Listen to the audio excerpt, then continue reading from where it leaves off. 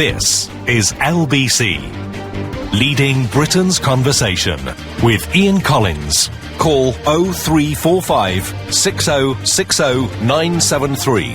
Tweet at LBC.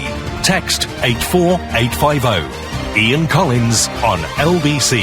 Yes, good evening. Coming up on 4 minutes after 9 o'clock, it is the LBC News Panel. This is the part of the week where we take a bunch of news stories, we invoke some robust debate, and we invite two decent, wise, sagely characters to join us around the table to have a bit of a chat over those stories. There's quite a lot to get through this week. You won't be surprised to learn there are one or two pretty significant stories that clearly deserve to be discussed and debated. We'll get on to that. We'll also meet our two guests as well, so stand by for that, and we'll bring you story number one in just a moment. If you'd like to join in with any comments on this, 0345 60 60 973, or you can tweet, of course, at LBC.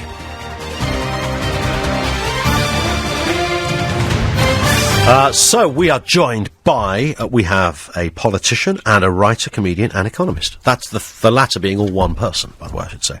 Otherwise we'd have four people on our news panel. Dominic Frisby, good evening, sir. Good evening, hello, how are you doing? Very well, nice to see you. Good. Writer, comedian and economist. Now, I don't know if this is true, but I've been aware of your work for some time.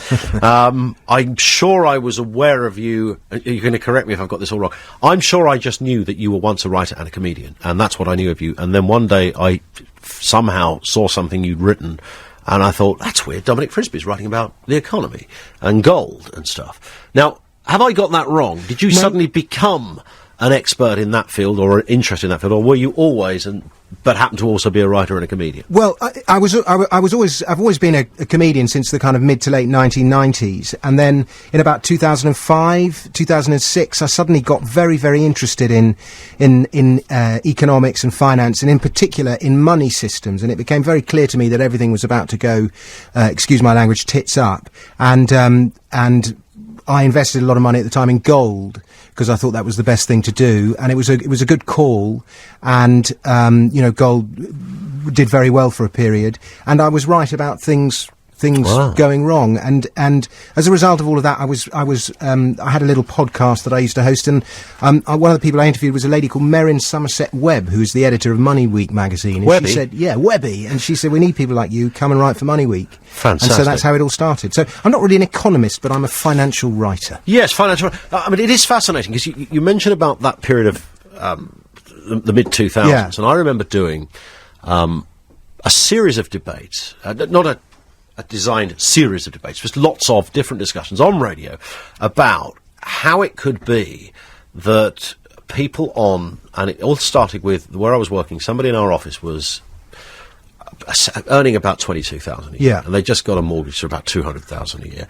And I remember we were having this debate, and I think their partner had a small amount of money, and we had this, and nobody really looked at any of the the application form was written on the inside of his thigh or something, and turned up, got given the money. We did a debate on this, and then a guy called up and he said, it's funny, because I was thinking about that, drive this car away for nothing. Nothing? You drive the car away for nothing? It's extraordinary. And then a guy phoned up, and he was a really good caller, and he said, I've become suspicious, he said, because I deliver bricks and stuff to building sites, he said, and I just keep seeing these signs saying, move in today for £500. Something's clearly wrong. Now, we debated this, how it could be that people on very low incomes could get mortgages, could also get credit cards coming out of their ears. At some point, this has got to go pear-shaped. And we really kind of left it at that, because this was just kind of the equivalent of pub talk. And I think at the time, Vince Cable was saying stuff about it. And then, of course, it all turned out to be subprime and everything that happened since. So the warning signs were there, but it was largely ignored by the political elite. Well, it was convenient to ignore it. I think, and Elizabeth will correct me on this, I'm sure, but politicians often take the line of least resistance, and if they don't need to make a big decision, if they don't need to make a big decision, they won't. Sure. Well, maybe that is why we're seeing what some are calling a new dawn of politics, because, of course, there's a new MP now. We are seeing a new dawn, and it's a subject we'll talk about, because I think it's fascinating. Well, somebody who's part and parcel of that is our other guest, Elizabeth Jones. I wasn't ignoring you, by the way. I was just going to go to Dominic, then come to yourself. You are a UKIP candidate for Dartford. That's correct. For 2050. That's correct. I'll be standing in the general election as the PPC prospective parliamentary candidate for Dartford, and I'm also the vice chairwoman of UKIP in Southwark, London. OK, so how does today feel? Today feels very satisfying. I have to say it's a reasonably predictable result.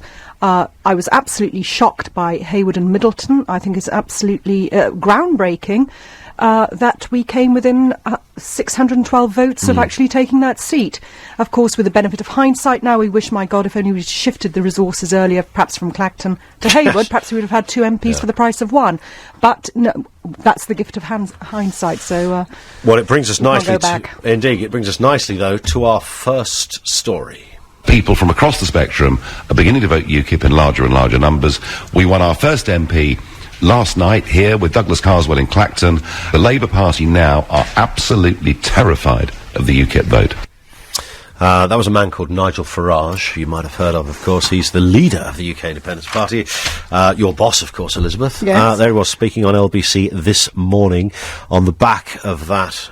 Douglas Carswell, 12,000 people voted. There is I suppose, a side dish issue on this a little bit. 12,000 people voted for him as a Tory and 12,000 people voted for him as a UKIP candidate. Do you think they voted for him or the party? Well, a combination. If we look at the 2010 general election result, it was he got 53% of the vote. This time round, he's got 60% of the vote. So I think he's had a bit of a UKIP uplift there.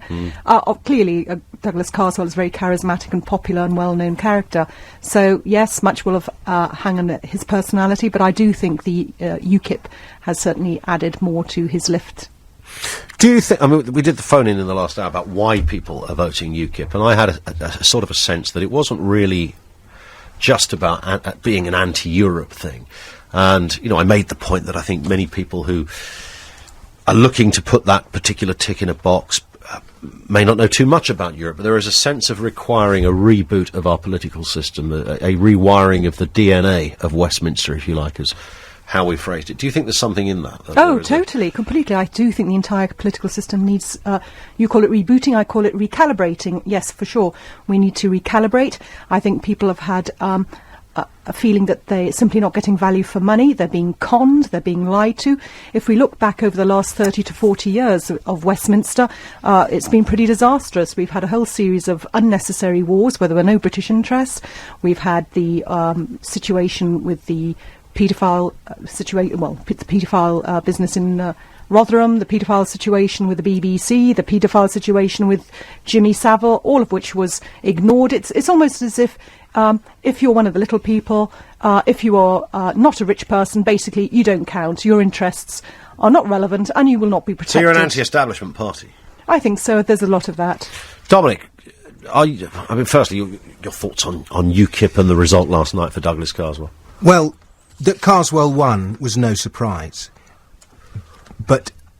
And everyone's going, it's an amazing breakthrough for UKIP. The real breakthrough for UKIP, in my opinion, was signing Carswell. Because after the European elections, there was a kind of, UKIP went a bit quiet over the summer and everyone was going, is it just going to be the same old story where they die away after the European elections, or are they actually going to do something serious that could affect a general election? And the signing of Carswell, who is a serious intellectual, he's written 2 superb books about the future of politics, and, you know, he studies his history, and I keep saying the word intellectual, there is a strong intellect there, and I think he's going to do a great deal for UKIP's policy, and which in some cases might need a bit of structuring, and he'll guide them. And I thought he spoke extremely well after his in his acceptance speech yesterday, when he talked about the need for passion but also compassion, and he spoke with great humility, and he's well aware that the duty of a politician is to administrate the people's will, and that is something that hasn't happened anymore. What we've seen since the kind of media assassination of Kinnock in the early 90s, is that the reaction to that was this kind of new generation of bland politicians who didn't stand for anything. And it's so obvious when a politician is just uttering platitudes that don't mean anything. And we had Tony Blair, and now we have the kind of triumvirate of Miliband, Cameron and Clegg. And I just think people crave somebody who stands for something, even if they don't agree with what that person stands for. They want human beings who are saying something that means something, and that's why consistently you see the 2 most popular politicians are Farage and Boris Johnson, because they are both clearly human beings. Elizabeth, do you sense that you're part of a party that is speaking a different language from the conventions of Westminster? Oh, very much so. Is that in the UKIP training book when you say, right, I'm going to want to become an MP? They send you a leaflet saying, right, speak normal, like. No. Well, that's what we do. That's one of the beauties of UKIP. There's no media training. There's no handbook. You just turn up on the day and upwards and onwards with the UKIP plan. I think, yes, we are very much what I would say a freer party than the other parties. I used to be in the Conservative Party. That was quite regimented. People were very frightened to speak out. It was all toe the party line all the time. There's no sort of organic generation of ideas. But isn't that going to happen with UKIP? If you get more MPs, then suddenly the PR machine, if you like, kicks in, because you realise you have to have coherency, you have to have consistency. And in having that, because the media sort of require it, you have to find yourself in this kind of strange, I suppose, verbal collective, where you have to sing from the same hymn sheet. So you can't drop I can't say the word, but you can't make a mistake in the same kind of way as you might be able to now in opposition, where it doesn't really matter, and people love you for all those things. They think, isn't it great? They can make mistakes. It doesn't matter. It doesn't matter if a guy was a little bit offensive. He didn't really mean it. There's that sort of sense of, it's a slight rebellion, slightly not playing by the rules, and that to many people is endearing. But the bigger you get, will that not have to be eroded a little bit in order to make way for what some will want to see as a more mainstream party? No, not at all, because we're a party that supports direct democracy. We believe that there should be a constant toing and froing with the electorate. Not at all. We're supportive of local and national referendums, and on that basis there will be a constant flow of ideas coming from the public to us. So no, we're not going to become arthritic. We're not going to become ossified into the same model as the existing parties. Dominic, as a man who writes about money and knows about money markets and the like, do you look at, is there an area of UKIP that you look at and think, they've talked a good talk on Europe, and whether people follow that belief politically is another thing, but they certainly speak very well and passionately about it. It's their central policy.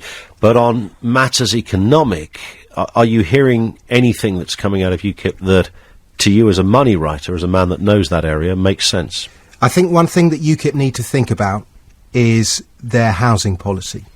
Because at the moment, from what I've read, it is all about protecting what is already there. And we need much... we, in the UK, only 1.1% of land has domestic housing on it.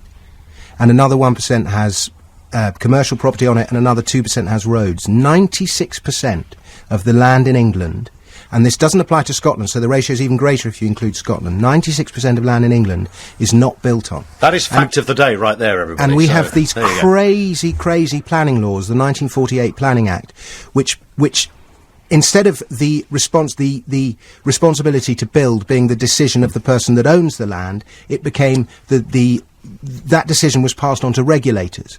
And as a result, we have huge industries of credit, mortgages, everything else, piling into that tiny 1% of land that we can actually live on.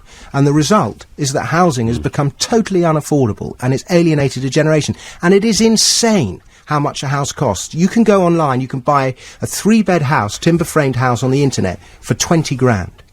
Now, how can we have a country where over 50% of people under the age of 35 believe they will never own a house, when you can buy a house for 20 grand? Why aren't more people buying the house for 20 grand? There's nowhere to put it, because of these stupid planning laws. And, if I were ever to have any influence in UKIP, that is the area that I would be focusing on. Elizabeth. However, the problem that Farage faces is that all those people who own property, older people, don't want those planning laws relaxed, because those planning laws keep the value of their property high. Of course. And that's a problem that he's going to have to address. In fact, we'll come back to Elizabeth for more comment on this, and of course more stories from the week gone by as well in a few moments' time. We have the UKIP candidate for Dartford, Elizabeth Jones, with us, the writer, comedian, and when I say writer, we're talking writer of comedy and... Comedian and financial writer. There you go, comedian and financial writer. We've been moving around those words all afternoon, Dominic, believe me. Comedian and financial writer Dominic Frisby with us as well. Story number 2 on its way in a few moments. It's just gone 9:50. LBC.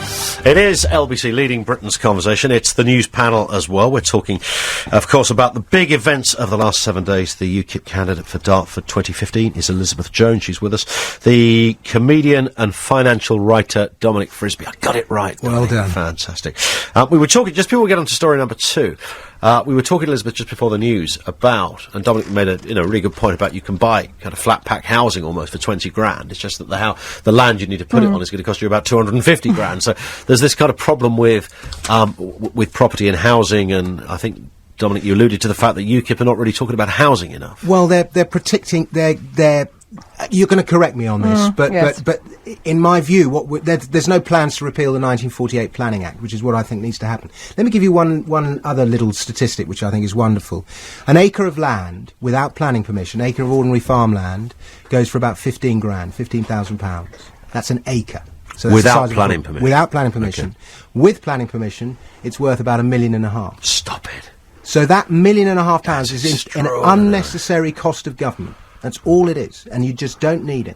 So you've got an acre of land that you could buy for 15 grand. So let's say you could buy half of it for 7.5 grand. You've got your flat pack house. Mm-hmm. You've got for 27.5 grand. You've got a 3-bed house with a huge garden.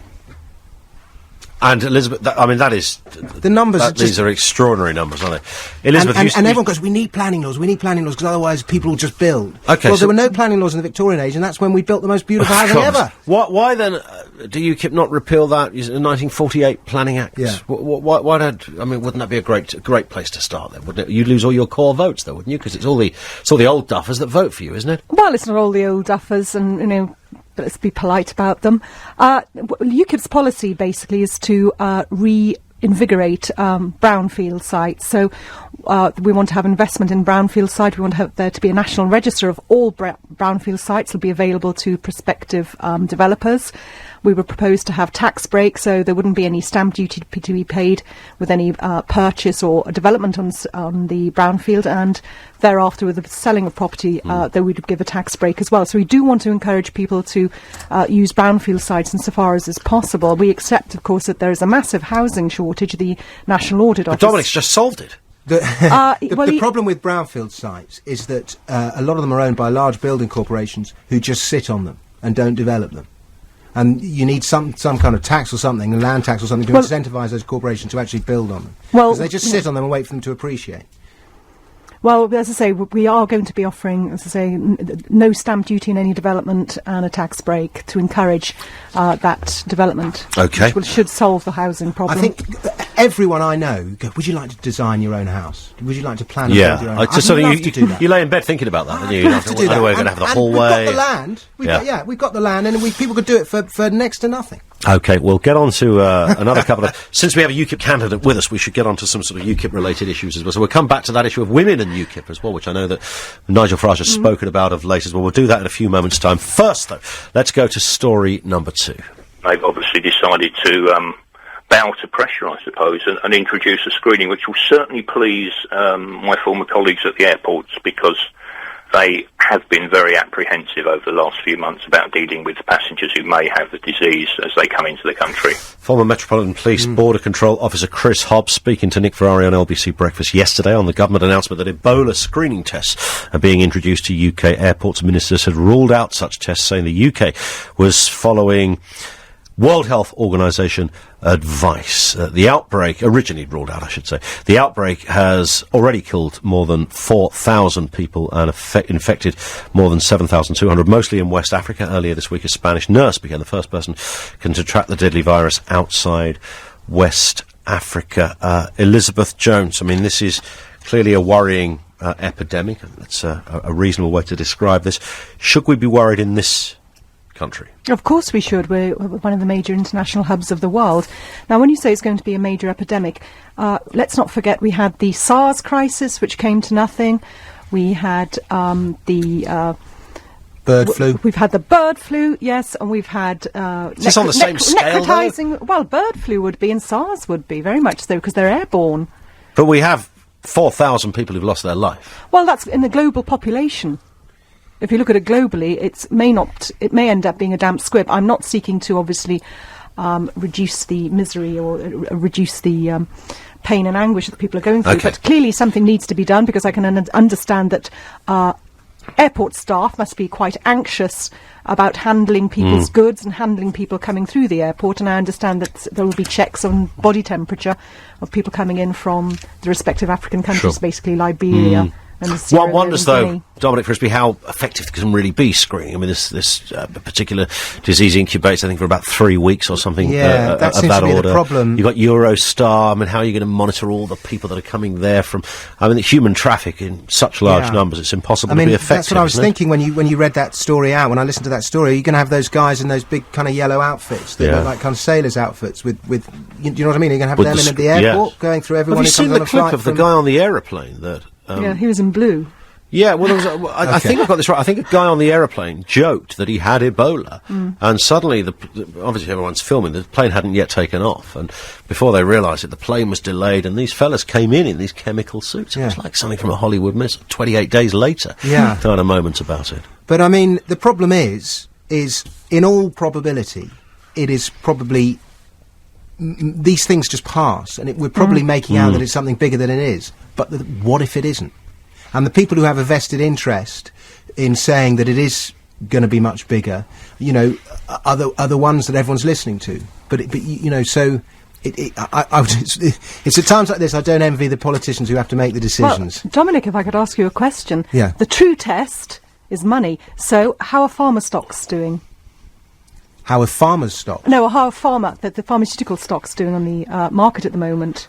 I haven't been tracking them, and that's an interesting question. And how are airline stocks doing? Airline stocks are in a downtrend. Ah, well, there we are. Because of that. But you can't... I hear what you're saying, but I don't think you can use that argument because the whole stock market is in a downtrend at the moment.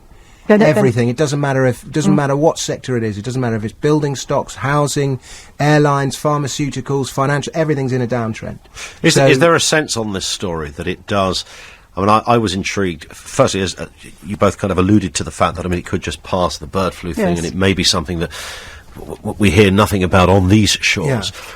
But what it does have, from a media point of view, is all the ingredients to make good pictures and sound. You know, it has the drama. It's an infection. Well, People the media has an disease. That's what I mean about the vested interest. The media has an interest in inflating the story and making it bigger than it is and panicking everyone because they need headlines. But it does. I mean, but also with this particular headline, does tick all of the relevant boxes that the media like to cover. You know, it's the sort of, I mentioned the 28 days later kind of scenario. It's got that sort of feel to it. I think we've reached a stage where we could well be all mediaed out. Do you think so? Yes, media. I do. I think we have really. As I say, we've been through SARS, the bird flu, and also HIV. I don't mean to say that HIV isn't the crisis. It is, but it certainly didn't become the crisis that the media were pitching during the. But these are the late people 80s. you want to. Of all the different problems or diseases or illnesses somebody can get, UKIP have decided to pick on people with HIV to screen and not allow into the country. Why have you done that? Well, that started originally in January as a result of a policy from, I think it was Dr. Tim Scott, a Tory, and that was during the discussions leading up to the Immigration Act and the immigration rules. And there was a Tory group that wanted to put together various rules concerning infectious and contagious diseases with people who were suffering with these ailments from entering the United Kingdom, and that was going to include hepatitis B and HIV and possibly tuberculosis. But I don't think that part of the immigration rules became law. So it's simply a carry-on from the Tories' discussion of this in January. And I'm sure when Nigel said was discussing HIV, probably a wider issue, there'd be hepatitis, tuberculosis, and any other variety of diseases of that nature. For instance, as now we've got the Ebola virus on the horizon. And also what he's trying to do, I suppose, is to protect the British population from potential further infection, and also to protect the NHS budget. I mean, it's a huge cost to the NHS. I mean, per annum, HIV patients, I think, cost about £18,000 per patient. There's also the attendant costs, for instance, the post-exposure prophylactic pill, which is about £600 per pill, which you must take for 1 month after exposure. It's all expense, I think, in so you total. think essentially he was talking about his concern was mostly about protecting the NHS budget. You think that's where he was coming from? Well, I think so. And also, if you look at how other countries deal with the situation, obviously they're expressing the language in a politically correct format. I know you were discussing political correctness earlier on. For instance, on the 4th of January 2010, the US immigration laws changed so that people with HIV could come to America for short-term stays and for tourism purposes. But if you look further into the legislation, they're quite strict about permanent residency and being a burden on the health system in America. Similarly with Australia and New Zealand. We have story number 3 on its way in a few moments' time. More to talk about the story from last night, and having a UKIP politician in the studio with us obviously helps that along nicely. We have a man who writes about money matters and finance in Dominic Frisby, so we'll chat more to Ian Collins on LBC. It is just gone 25 to 10. It's LBC. It's the news panel. We have with us 2 guests, of course. Elizabeth Jones, the UKIP candidate for Dartford for the 2015 election, and the comedian and financial writer Dominic Frisby. How often do you comedian and how often do you write, Dominic? I know you write for Money Week, so... Yeah, I write 1 or 2 articles a week, a weekly one for Money Week, and I do 1 or 2 gigs a week. Mm-hmm. I compare a gig in North London in Crouch End called the King's Head, downstairs at the King's Head, I know London's oldest comedy room. Is it right? Mm-hmm. And do you... it's where, Will? Sorry? Oh, our guest from... Alistair Barry, our guest from last week. Yeah, he was on last week. That's right, there you go. Oh, he'd just come from here, hadn't he? He'd just come from here. What about that? There you go.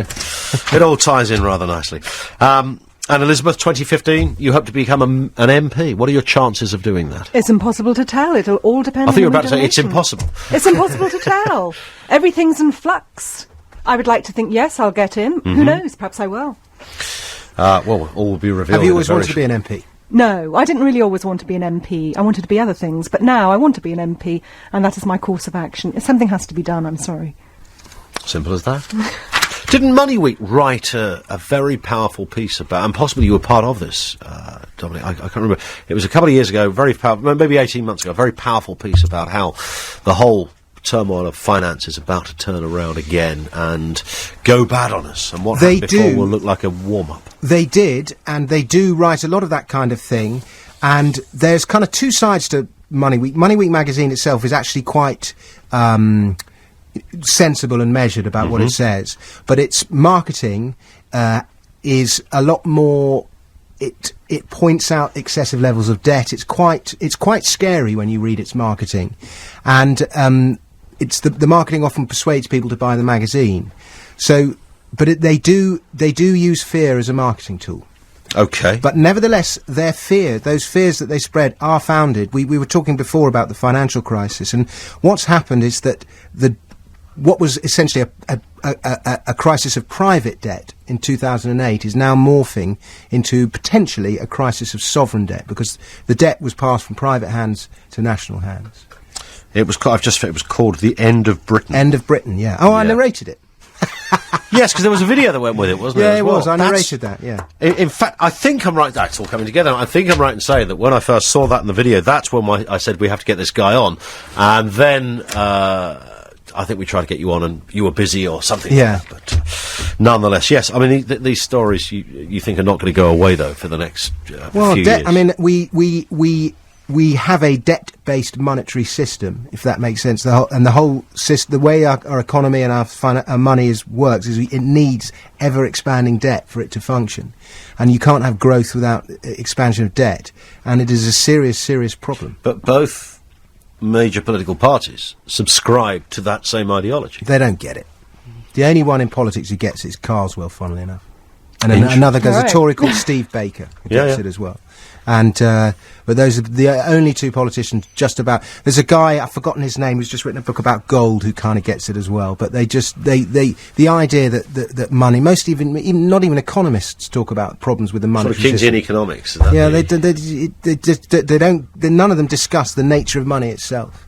And it could be a serious problem in the years ahead. If you look at money, there's a kind of 100-year cycle. We had the great recoinage that Isaac Newton started in 1716. That's when we went on the gold standard. Then we had another great recoinage in 1816. Then in 1914 we came off the gold standard to print the money we needed for World War I. And we've kind of just gone through another 100-year period. And the monetary system, we've got the emergence of things like Bitcoin. And, there's a period of transition in money about to take place, or taking place. 20 to 10, let's get to story number 3.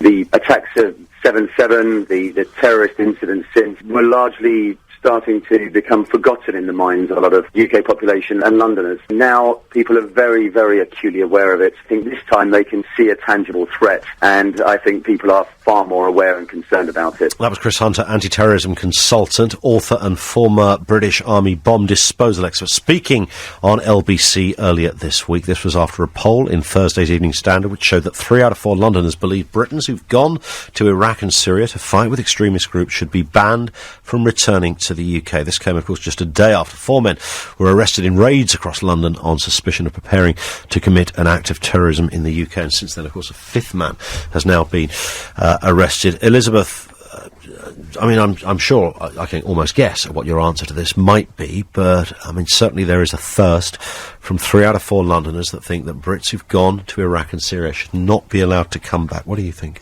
I totally agree, and that is indeed UKIP policy. We say they should have their passports revoked. I would go further than that. I think they should be banned from having any bank account, building a society account, any driving licence, any form of credit, so that they cannot engage in modern society. Clearly, they don't want to be part of modern society. I'm really confused as to why they want to come back to the relative peace and calm of the secular world. They have chosen a path of fundamentalism, so I don't understand why they want to come back. Surely they would be happier. What if they change their minds? Well, have they ever changed their mind? Well, is it always there? Some people might have done, some people might not. That's something we should encourage, isn't it? People who ideologically been in one place and changed their mind. They're the very people that we need to talk with, are they not? Well, I'm sure we could talk to them if we need to, in a neutral area. They don't have to come back to the United Kingdom. We don't know what they've been exposed to. We don't know what they've seen.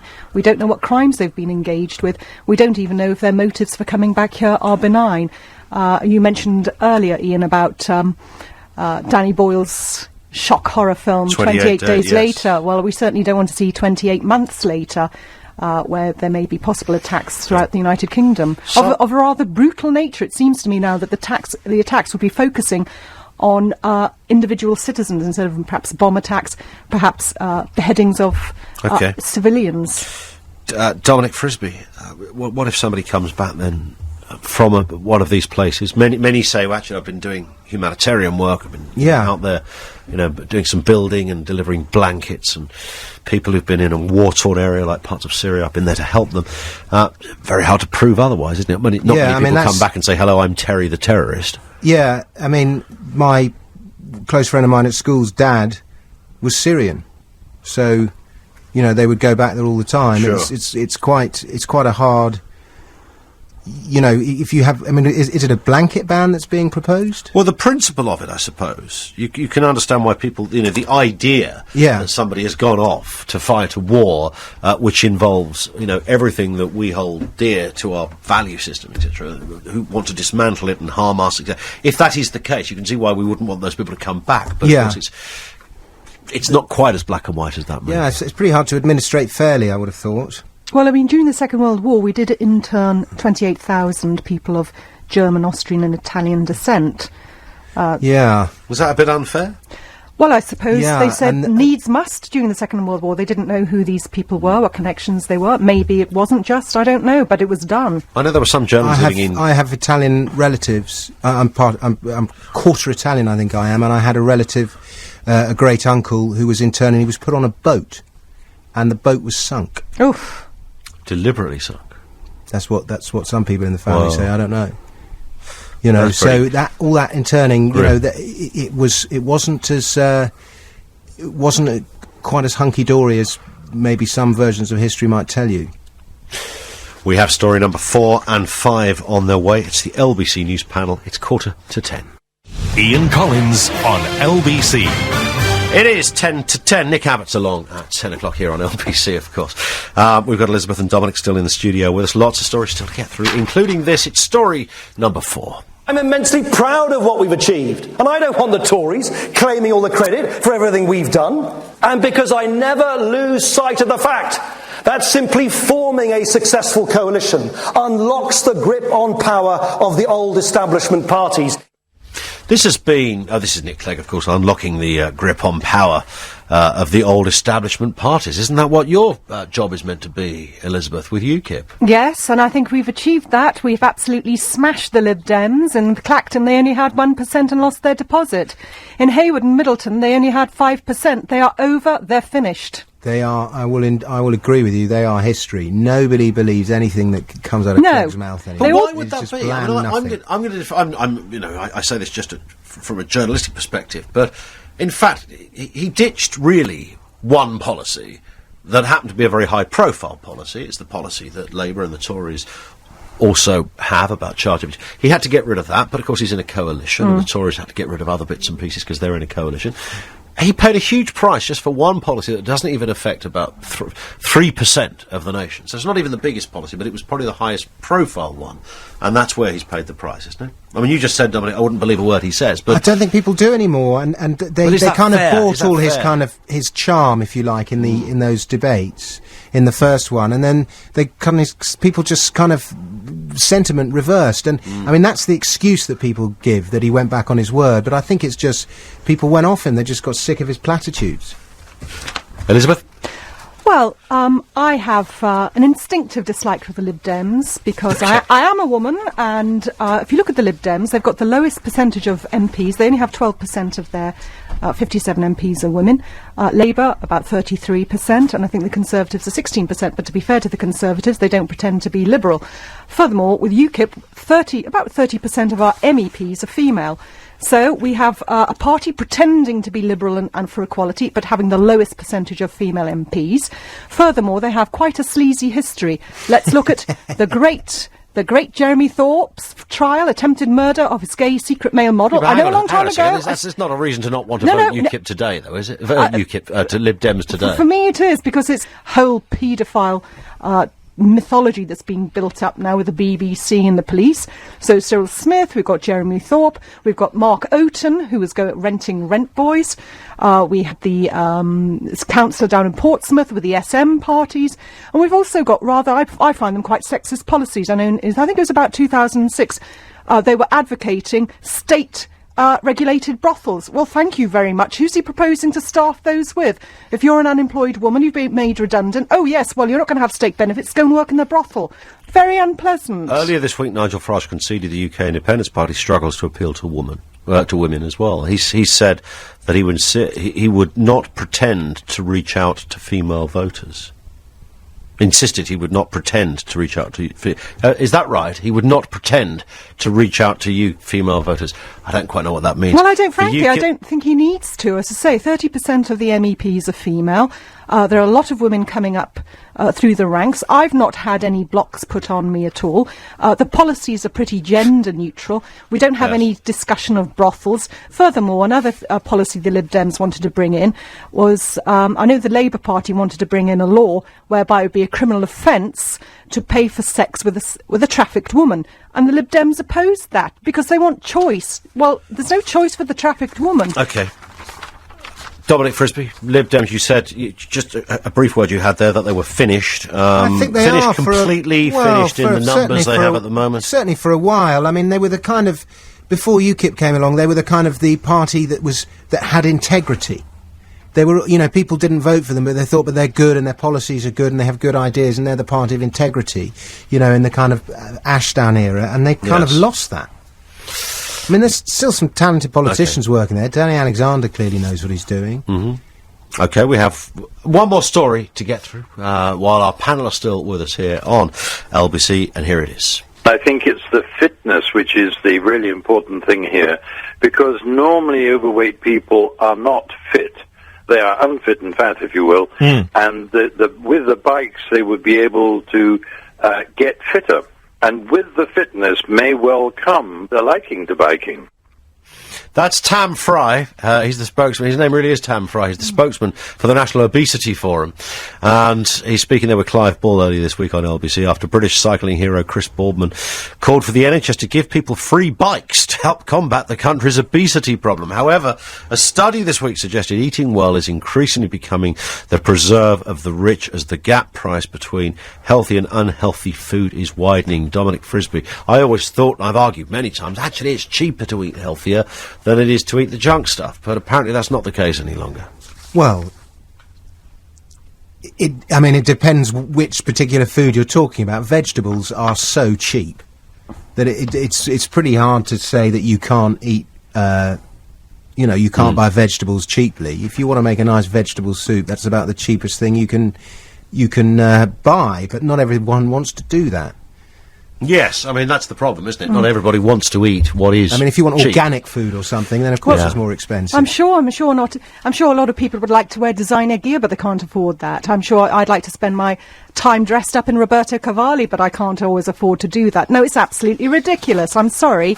If you do a recce of price of food, but what's a pint of milk? About 70 pence. What is the price of an uncooked raw chicken? About £2. Couple of carrots, 70p. Couple of apples, I don't know, about £1. Add all that up. For goodness sake, it's a lot cheaper to eat healthily. It's just people, I don't know if people can't be bothered cooking these days or people simply don't have the culinary skills. I don't know what it is. But it's an absolute absurdity to say that food is so expensive you can't afford to eat healthy. In fact, as I agree with you, Ian, healthy food is the cheap option. The problem is the marketing of vegetables. There isn't the vested interest to market. How do you flog a vegetables broccoli and make it look sexy? Yeah, but who's going to flog it? The farmer? Yeah. I mean, that's not going to happen. Whereas, there's a company that is making pizzas or turkey Twizzlers or whatever it is, has got a vested interest in marketing it. I have to say also, the proposal that obese people should have bikes, again, absolutely absurd. What do you think is going to happen to those bikes? They're probably going to get sold in order to buy all those Twizzlers. I mean, it's just how much... your bike? Yeah, but I bought this KFC. How much involvement... at what stage does a government stop involving it? At what stage do things become personal, somebody's own responsibility? The idea that they're just going to buy everybody a bike. I've not actually heard that story. Cycling is a huge problem. If we could get more people cycling, it is a huge problem solver because it alleviates traffic on the roads. On a number of it gets people fit. But the idea that people should be given bikes, that will be abused to kingdom come. I would have thought so. Just a final point. We mentioned about the cost of Ebola. Well, the World Bank apparently warns that it could cost the West African economy $32 billion, Dominic. Could. You're not buying into that? It could. If it's a disaster, then yes, it could. It probably cost them more. I mean, I just don't know how they come up with those kind of figures. Well, the World Bank is in there. They rely on grants and subsidies, and it's in their interest to inflate these kind of things because that's where they get their income from. Interesting. Well, I'm sure we will talk more on this. Meantime, Dominic Frisby, thank you. My pleasure, Ian. Where can people find you if they want to find out more about what you do? They can find me at dominicfrisby.com. I've just written a new book, actually, go for it. Called Bitcoin, The Future of Money, ? And it's all about Bitcoin, and it's going to change the world, and it's really interesting, and you should buy it on Amazon. Fantastic. I will love to buy that book, and it will explain what Bitcoin actually is. It will do what has hitherto never been achieved. Many a good man. Explain what it is. Even those of a fiscal nature. And I've identified the guy who made it, Satoshi Nakamoto. Okay. I think I have, anyway. Elizabeth Jones, thank you. Thank you. Where can people find out more about what you're up to and they can follow check your progress to 2015? They can check my YouTube channel, Elizabeth Jones UKIP. They can check me on Twitter, which is &Jones Elizab. Fabulous. It's not the easiest Twitter handle to remember, is it? No, well, it is. It's a sort of combination of my name. Okay. Quite simple. Good work. Thank you, Elizabeth. Thank you, Dominic. much. Thank you, Ian. I'm back tomorrow at 7. Stand by, they're coming next on LBC. Nick Abbott.